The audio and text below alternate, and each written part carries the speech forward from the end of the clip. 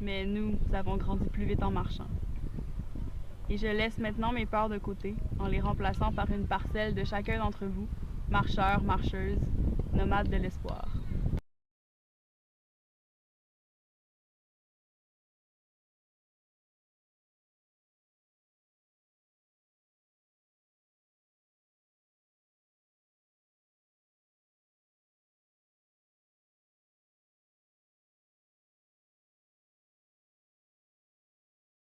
Nécessité de s'opposer à tout ce qui est, je dirais de façon plus large, le pétrole, mais de façon plus spécifique ici au Canada, le sable bitumineux, à cause du désastre écologique dans lequel ça nous amène. Et ce que moi personnellement, mais là je vois que j'ai beaucoup de mes confrères et consoeurs de Québec solidaire, je pense que ce pourquoi on est ici aujourd'hui massivement à Québec solidaire, c'est que d'une part, nous on considère que les Autochtones ont une connaissance historique de laquelle nous devons tenir compte dans notre analyse de situation actuelle. Ils ont des connaissances que nous devons mettre à profit. Et l'autre raison, c'est pour Québec solidaire, le pétrole, c'est assez. C'est fini. Il existe des alternatives. Il faut les prendre maintenant pour faire qu'au moins dans 15 ans, 20 ans, on aille avancé. Alors que les gouvernements successifs, le gouvernement libéral ne fait que continuer ce que le gouvernement Pécus avait entamé, qui lui-même ne faisait que continuer ce que le gouvernement libéral. Alors c'est assez. Les Québécois et Québécoises veulent mieux. Je pense pour ça qu'on est si nombreux aujourd'hui. Vous pensez que votre appel va être entendu? Écoutez, changer le monde, c'est long. Hein, vous le savez, je suis une activiste de 30 ans. Ça fait longtemps que j'espère beaucoup de changements. Mais ce que je sais, c'est que si la population ne se lève pas, il n'y en aura pas de changement. Alors moi, j'aime mieux, et regardez le courage de ces personnes-là. Kakuna, Kanisatake, 700 km, c'est quand même quelque chose. Avoir été une des instigatrices de la marche du pain des roses en 95, un simple 300 km et la marche mondiale des femmes, je sais que marcher, ça répond à plusieurs objectifs, dont notamment celui de sensibiliser sur notre passage les gens qui, pour X, Y raison, restent branchés sur les médias traditionnels qui n'en ont que pour les grands conglomérats des hydrocarbures. Alors oui, je pense que ça vaut la peine. Est-ce qu'on aura une influence? À tout le moins, on en a une dans tout le cœur des personnes qui sont ici. Présentement, il y a une étude environnementale stratégique, il y a des audiences publiques qui sont en cours, qui préparent lentement mais sûrement le retour de l'industrie communautaire.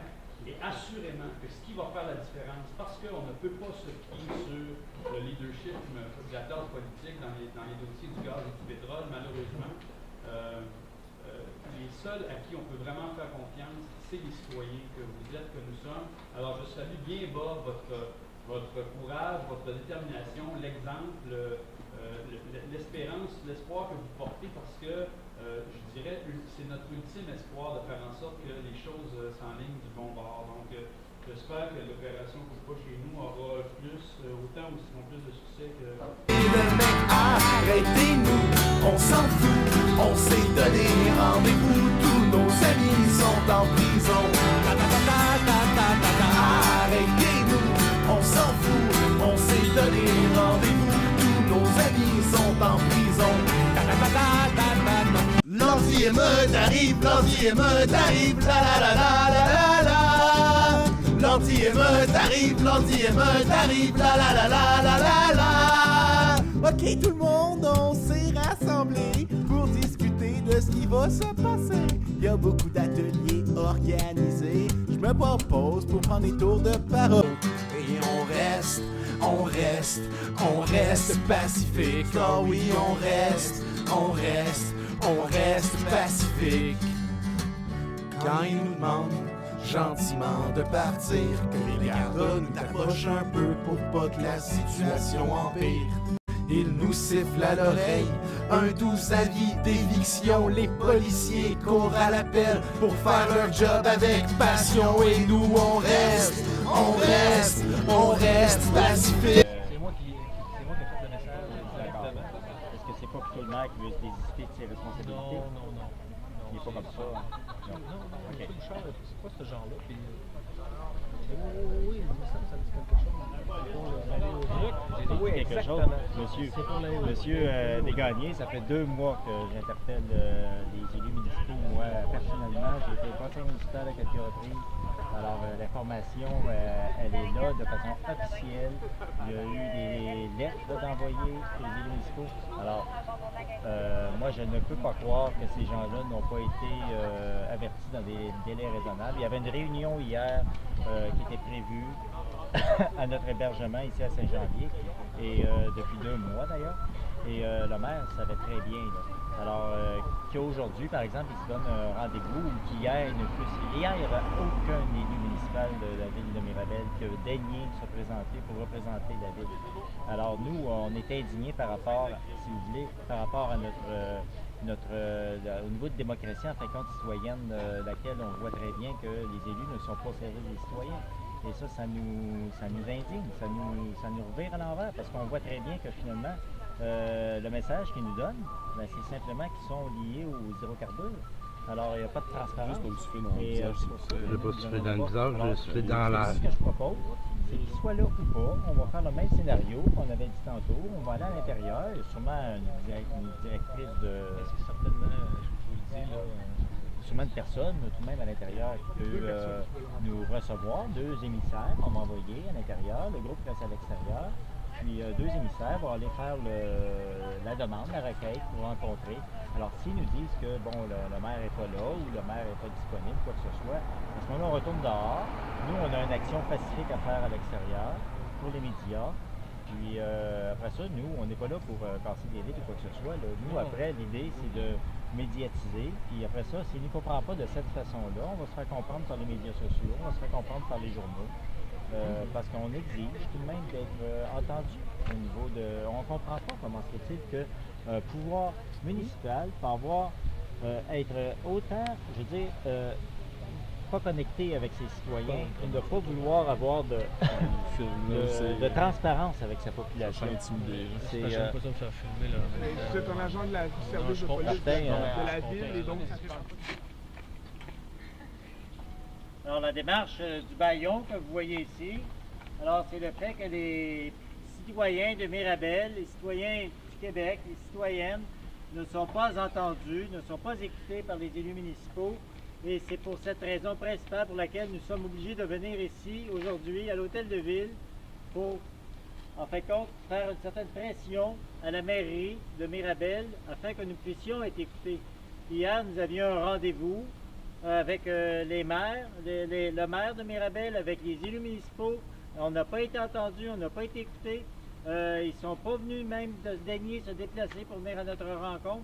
Et c'est la raison aussi pour laquelle nous sommes ici aujourd'hui. Alors on s'est dit, s'ils ne viennent pas à nous, nous allons aller à eux. Mais il semblerait que ça ne fonctionne pas plus parce qu'ils se sont poussés. Alors ils ne sont pas ici présentement à l'hôtel de ville pour nous écouter. Alors nous constatons que nous sommes bâillonnés.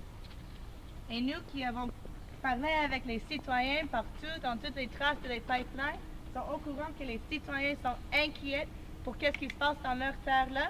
Donc nous sommes ici pour demander à le maire, à toutes les municipalités, à écouter les citoyens et au fond pour écoutez-nous. Écoutez-nous! Gens du pays, c'est sur votre sol qu'ils vont répandre du pétrole. Gens du pays, c'est à votre tour de protéger votre arrière-cour. Encore, gens du pays, c'est sur votre sol qu'ils vont répandre du pétrole. Gens du pays, c'est à votre tour de protéger votre arrière-cour.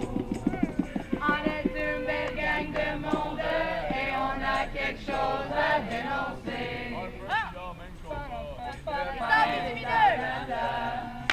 Quand toi des pétroles immondes, il faudrait peut-être y renoncer.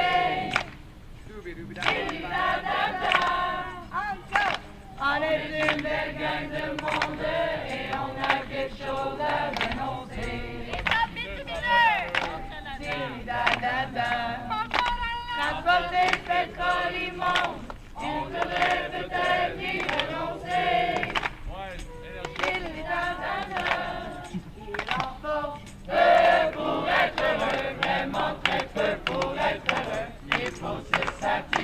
disparu nécessaire. Oubliez sa bitumineux, la nature c'est bien plus joyeux. Il en faut vraiment peu pour être heureux. Pour être heureux, vraiment très peu pour être heureux. Il faut se satisfaire du nécessaire. Oubliez sa bitumineux, la nature c'est bien plus joyeux. Il en faut vraiment peu pour être heureux. Pour être heureux, pour être heureux. On lâche rien, on lâche rien, on lâche rien, on lâche rien, on lâche rien, on lâche rien, on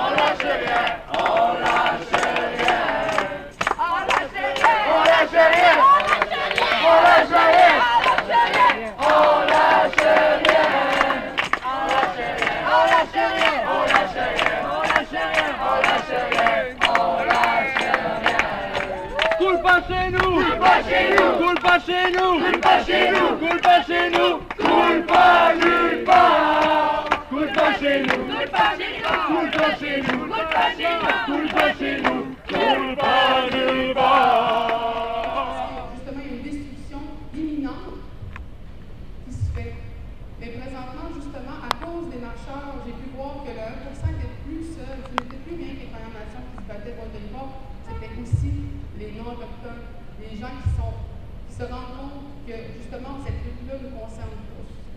On me demandait contre quoi tu te bats. Je dis, moi, je ne me bats pas contre les humains. J'espère, à long terme, qu'on va protéger autant les enfants qui sont sur ce territoire-ci que les enfants de Harper.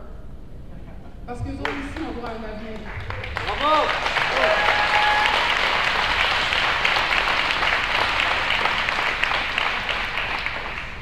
Ici, il y a une belle chose qui se fait, c'est justement cette mobilisation en groupe. Et c'est la première fois qu'on réussit à pouvoir travailler en groupe, à pouvoir se dire, OK, on parle le même langage, mais on ne parle pas le même langage. Comment on fait pour s'entendre? Comment on fait pour se comprendre? Et ce que j'ai vu pendant la marche, c'était pas juste des gens qui marchaient, c'était des gens qui se parlaient et qui utilisaient le territoire et qui réussissaient à trouver des ressources sur le territoire à mesure qu'ils marchaient. Je trouvais que c'était tellement une manière moderne de voir les traditions des Premières Nations, et de voir aussi la collaboration qui venait des communautés qui vous ont accueillis. Donc, moi, ça m'a donné énormément d'espoir. Et ça fait souvent en sorte que les Premières Nations ne se sentent pas seules dans cette lutte-là, ne se sentent pas abandonnées dans cette lutte de la protection du territoire. Alors, j'espère vraiment qu'on se rend compte qu'on n'est pas en train de se battre contre d'autres êtres humains, on est en train de se battre contre une idée qui a été implantée dans la société pour nous faire croire que c'est logique, mais ce n'est pas logique de détruire l'eau qu'on va boire, ce n'est pas logique de détruire la nourriture que l'on va manger, ce n'est pas logique de trouver normal qu'on va déplacer les animaux, déplacer leur territoire pour faire passer des pipelines, pour faire passer de l'extractivisme. Donc, il faut qu'on arrête de se battre entre nous, il faut qu'on se batte contre cette idée-là. Et présentement, vous êtes la première.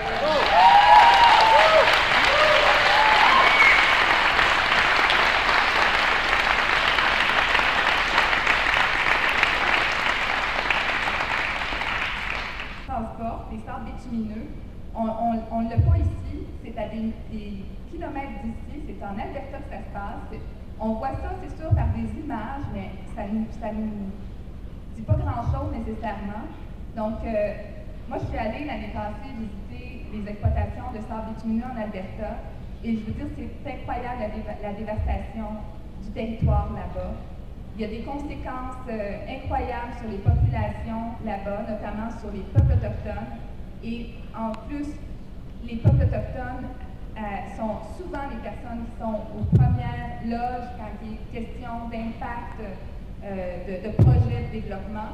Donc, il faut vraiment écouter ces voix-là, de ces gens-là qui nous disent « ça n'a pas de bon sens ». Vous êtes contagieux. Bravo!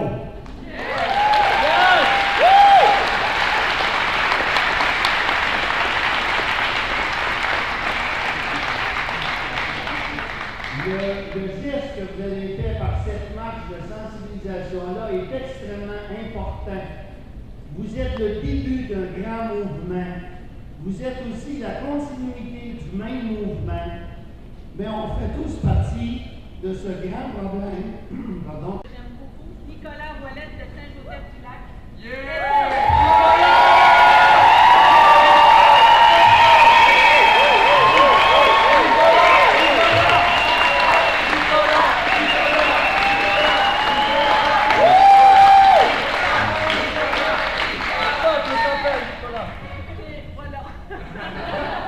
On aime tous Nicolas qui a marché avec nous. C'est un des organisateurs et le marcheur de Marche des Peuples pour la Terre.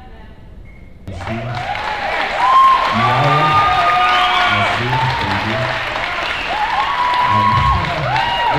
Bon, on va essayer d'être bref, là. Donc, je tiens premièrement à remercier Nialo, to the Ganyageharga people that just let us have the chance to sit at the same table today and say what we have to say as a common opposition against the pipeline. So, Nialo. Donc, merci beaucoup à la communauté Ganyageharga C'est un honneur pour moi de prendre la parole au nom de la Marche des Peuples pour la Terre-Mère. Donc oui, c'est ça, effectivement. Je fais partie des marcheurs organisateurs, mais ça fait au-dessus de... En fait, depuis janvier 2014 qu'on travaille là-dessus, et il y a au-dessus de toujours 30 personnes autour de la table, donc c'est un peu ingrat d'être le seul ici assis. Mais peu importe, dans le fond, c'est ça, j'ai commencé la marche le 10 mai. Donc on a parcouru 700 km, des gens de partout au Québec, des gens des Premières Nations, des gens des anglophones, des francophones, tous réunis dans un objectif commun, celui de s'opposer au projet irresponsable et dangereux de Enbridge et de TransCanada qui veulent nous passer ça sur le corps des gros pipelines sales qui achèteraient du pétrole et des sables bitumineux qu'on ne veut pas. J'ai été marqué, comme plusieurs d'entre vous, par le printemps érable en 2012, en fait, et Idle No More a suivi tout de suite après. Puis j'ai beaucoup entendu dans les rues de Montréal et dans d'autres villes au Québec un peuple uni jamais ne sera vaincu. Et puis je me plais à me dire que si un peuple uni jamais ne sera vaincu, eh bien, lorsque plusieurs peuples sont unis face à un ennemi commun, eh bien, ça les rend encore plus beaux et plus invincibles. Et je finirai sur ces mots. Nos peuples unis, jamais ne seront vaincus. Où est-ce que autochtones et non autochtones travailler ensemble. Ce que je trouve triste, c'est qu'on ait à travailler ensemble dans une situation d'urgence de protection du territoire. Mais c'est extraordinaire comment ça a accéléré justement la discussion qu'on doit avoir entre nos deux peuples pour pouvoir arriver justement à travailler et à atteindre des buts comme celui de ne pas faire passer un pipeline à travers le territoire québécois. Mais c'est un pipeline qui va passer à travers tout le territoire canadien, donc ça touche tout le monde. Non seulement c'est un pétrole qui est extrait au détriment du territoire et de la santé des Premières Nations d'Alberta, mais ça passe dans tous les autres territoires, que ce soit le Manitoba, l'Ontario, le Québec. Et à chaque bout de pipeline, tu as une chance que ça casse, que ça explose, que ça se détruise. On a vu plein d'incidents les 2 dernières années qui montrent que c'est illogique de continuer de transporter du pétrole sur des longues distances. Et pour le peu d'argent que ça peut rapporter aux communautés dans les provinces, le coût immense de réparer un bris, de réparer ce qui va avoir été détruit dans l'environnement, c'est incommensurable. Je veux dire, ils disent que c'est une illusion quand ils disent qu'ils peuvent réparer ce qu'ils ont brisé, qu'ils peuvent nettoyer le territoire, c'est impossible. Ça serait comme essayer d'attraper des grains de sucre avec ses mains. Il y en a partout qui vont être ratés. Mais on va avoir 2 belles poignées, regardez ce que j'ai réussi à sauver, mais on ne voit pas ce qui va fuir ailleurs. Donc, c'est important qu'on se rappelle que c'est une lutte qui se fait en collaboration entre autochtones et non autochtones. C'est une lutte pas juste pour les Premières Nations, mais c'est pour tout le monde. Donc, on ne se bat pas contre des gens, on se bat contre une idée. Il faut qu'on arrête de faire circuler comme étant la solution, c'est-à-dire la culture d'extraction au Canada, c'est une solution d'avenir, l'économie, c'est faux. Il faut qu'on commence à penser plus intelligemment. Comme on dit, il faut qu'on fasse le vrai travail si on veut penser à une économie à long terme.